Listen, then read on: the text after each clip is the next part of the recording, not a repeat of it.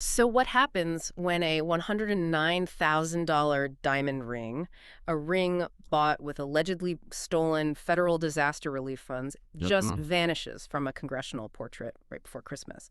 That is the incredibly tight knot we are unwinding today. And this isn't just a political scandal. It's a really fascinating look at the intersection of, serious legal accountability and the science of digital forensics, which is just evolving so fast. We've got a dual focus for this deep dive. The news hook, it starts with U.S. Representative Sheila Cherfilus-McCormick. A federal grand jury in Miami recently indicted her.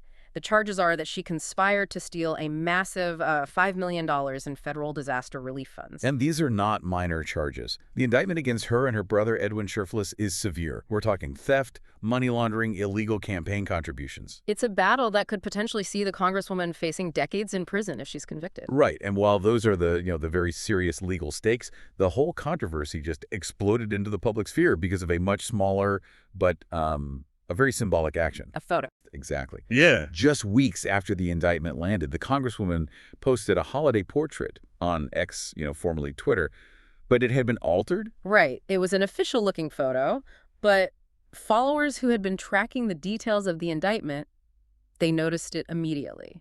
The omission. A very distinct, large, yellow diamond ring.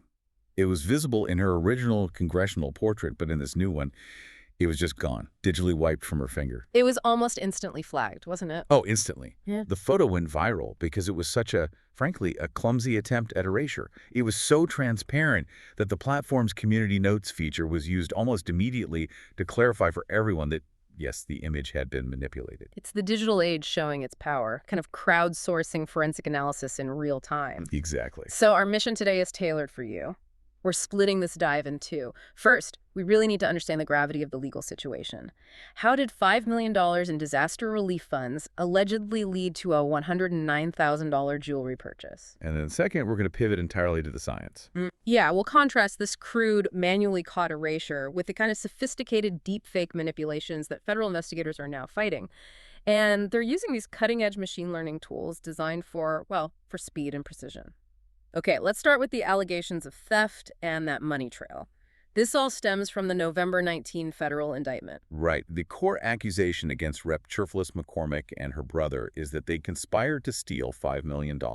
But it's the source of the money that makes this story so explosive. The funds came from the Florida Department of Emergency Management, FDEM. This was back in July 2021. And this was money meant for disaster relief. But the payment went to their family company, Trinity Healthcare Services, which had a contract for COVID-19 vaccine registration services. And the mechanism of the theft, as the prosecutors allege it, it's startlingly simple. It really is. The $5 million was an accidental overpayment, allegedly caused by nothing more than a clerical decimal point error in an invoice. A decimal point. So an amount that should have been, $50,000 just ballooned? Ballooned into $5 million. Yes. Wow. I mean, that points to a pretty serious failure in checks and balances at the state level, but the actions that prosecutors allege happened next, well, that's what constitutes the crime. So once that huge sum, $4.95 million more than they were owed, hit the Trinity account, they allegedly made no move to return it. None.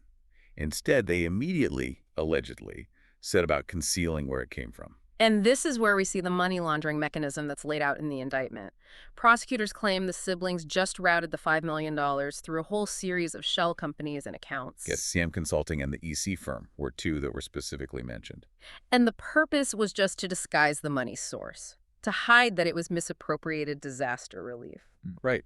The indictment paints a very clear picture of diversion. For personal benefit, yes, but also for political gain. A substantial portion of those funds, after being laundered, was allegedly funneled directly into her 2021 congressional campaign. Oh. It involved using money for candidate contributions and also allegedly using what are called straw donors, people who donate to the campaign but are then secretly reimbursed with the misappropriated funds. It's a classic way to get around campaign finance limits. So you're leveraging public tragedy funds to finance a political career. That really speaks to the severity of the 15 charges she's facing. Illegal campaign contributions, tax fraud, on top of everything else. And the purchase that became the physical, tangible embodiment of this entire alleged scheme is the diamond ring. The ring. That's the detail that makes this so real for people. The indictment states that a 3.14-carat fancy vivid yellow diamond ring was purchased for $109,000 on September 1st, 2021. And this was done with a cashier's check. A cashier's check drawn directly from the accounts that had just received those overpaid funds. And I saw some sources analyze the image of the ring, and they noted it looked a lot like a specific luxury designer piece. It bore a strong resemblance, yes. But regardless of the label, you're talking about a six-figure luxury item, acquired immediately after millions in disaster relief funds were allegedly stolen. This ring, which she wore prominently in her official congressional portrait, then became evidence. And that's the moment. That's when the legal and the digital worlds just collide. When she posted that edited holiday photo with the ring gone, she crossed into what the law calls spoliation of evidence. Exactly. Spoliation. I mean, that sounds like something out of a classic mob movie, burning files in a barrel. Does editing a digital photo actually count in the eyes of the law? Oh, it absolutely can. Spoliation is just intentionally concealing, altering, or destroying evidence that's relevant to a legal proceeding. So the photo itself is relevant. Well, the original physical ring is the primary evidence, of course. It shows how the stolen funds were spent. But because she used its image so prominently in her official capacity, the photograph itself became relevant. And the key is intent, I assume. The key is always intent. When a party alters evidence, the judge can instruct the jury to draw a spoliation inference. What's that? It means they can legally infer that the evidence that was destroyed would have been unfavorable to the person who destroyed it.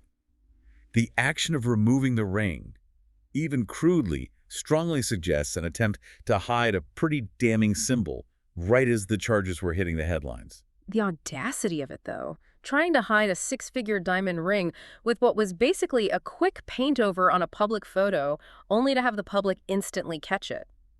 It's just astounding. It tells you everything about the speed of social media and the power of, crowdsourced verification. But that clumsy edit, the one caught by human eyes, that's a perfect transition into part 2 of our deep dive, the serious side of this. The world of digital manipulation. Exactly. If that ring had been removed using sophisticated technology, deepfake investigators wouldn't be relying on eagle-eyed Twitter users. They'd need algorithmic help. That's the day-to-day reality for forensic labs now. They are not worried about simple Photoshop blurs. They're battling manipulations created by generative adversarial networks, or GANs. Deepfakes. Deepfakes designed to fool not just the human eye, but also basic analysis software. To win that fight, you need tools that can spot statistical inconsistencies left behind by algorithms, things that are completely invisible to us. So what are these tools? Well, one of the most essential tools for rapid, high-volume cases is something called the Rapid DFT SVM Forensic Autopsy Module. It's a mouthful, I know. Okay, let's unpack that. Let's start with the DFT part, the discrete Fourier transform. What is that doing to an image? Okay, so think of the DFT as turning the image from something we see, pixels and colors, into something purely mathematical. It's looking at energy distribution. Energy distribution. Every image has a characteristic power spectrum. It's a reflection of the texture and the structure of the image signal. When an image is tampered with by an algorithm, especially a GAN that's trying to smoothly blend a fake area, it disrupts the natural flow of that signal energy. So it's not looking at the paint, it's analyzing the canvas underneath. That's a perfect analogy. The DFT breaks the image down into its base frequencies and reveals exactly where those frequency distributions have been unnaturally disrupted or smoothed over. So if a deepfake is like a perfect counterfeit ID, one that looks 100% genuine to your eye. The DFT is the special scanner. It's not looking at your photo or your name. It's instantly checking the magnetic strip, the holograms, the underlying frequency energy. It's looking to see if those mathematical patterns have been corrupted by the forgery. So it extracts that feature data, and then it feeds it into the second part, the SVM, the support vector machine. What does that do? The SVM is the classifier. It's a machine learning model that takes all those mathematical features from the DFT, the energy disruptions, and it analyzes them. Its entire goal is to find one single, optimal, clean boundary, we call it a hyperplane, that separates the real, genuine data points from the fake, tampered data points. And it's efficient. Extremely. It excels because it only focuses on the most critical differences that the DFT finds. That's what allows it to classify an image as fake or genuine so quickly. It's not learning the whole complex image, it's just learning where the patterns break down. Let's talk numbers, because this is where the trade-off gets really interesting. Why use DFT-SVM instead of something more complex, like convolutional neural networks or CNNs? It comes down to one thing: speed. Specifically, the speed needed for forensic triage. Triage, so sorting through huge amounts of data. Imagine law enforcement seizes terabytes of digital data. They can't afford to wait days for an analysis.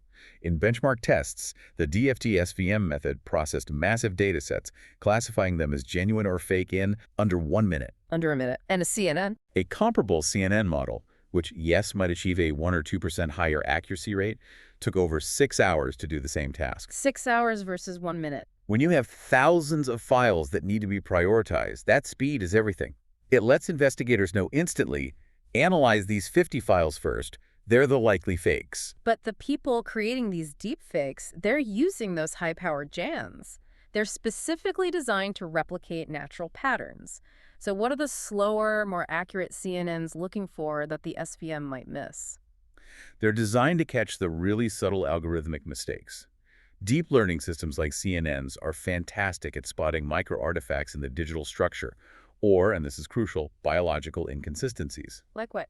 GANs often struggle with things like consistent shadows, natural eye reflections, subtle facial tics. Advanced tools will analyze mouth features in a video to make sure the lip movements perfectly match the phonemes of the speech. So it's about consistency. Exactly. They also check for audio-visual consistency. If a face in a video is supposed to be expressing deep distress, the system extracts data to check if the audio tone and the facial microexpressions are truly correlated. If the face doesn't show the correct, fleeting expressions of sadness, the system flags it. So we started this with a politician's really simple, obvious digital crime, an amateur attempt to erase evidence that was caught by the court of public opinion. And by platform verification tools, yeah. But just imagine the profound legal difficulty if that $109,000 diamond ring had been removed using a GAN-based deepfake. One engineered not just to fool our eyes, but to meticulously hide those frequency disruptions that the DFT relies on. That is the real battle facing our justice system. Just ensuring the tools of discovery can keep pace with the tools of deception. So to sum this all up, we've covered the very serious allegations of millions in stolen FEMA funds, the conspicuous consumption of a $109,000 diamond ring, and the clumsy digital spoliation that followed. And then we dove into the complex technical response. We learned why investigators prioritize the high-speed triage of algorithms like DFT-SVM over the deeper but much slower analysis from CNNs. So what does this all mean for you? Well, the incident with the Congresswoman's image reminds us that while the public and platform notes can catch simple, obvious edits, the professional criminals, the bad actors, they're already operating in a world where manipulation is invisible. And the race between those who create sophisticated fakes and the analysts using these high-speed tools is a core computational arms race of our time. The final provocative thought is this. If the most efficient digital forensic tools, like DFT-SVM, need less than a minute to reliably analyze a file and flag it as a potential fake, How long will it be until generative AI can create files, whether it's a ring on a finger or a full political video speech, that are completely undetectable within that same minute-long window? The speed of digital corruption is now explicitly battling the speed of algorithms. And that technological lag is what threatens to outpace our ability to find truth in the digital realm.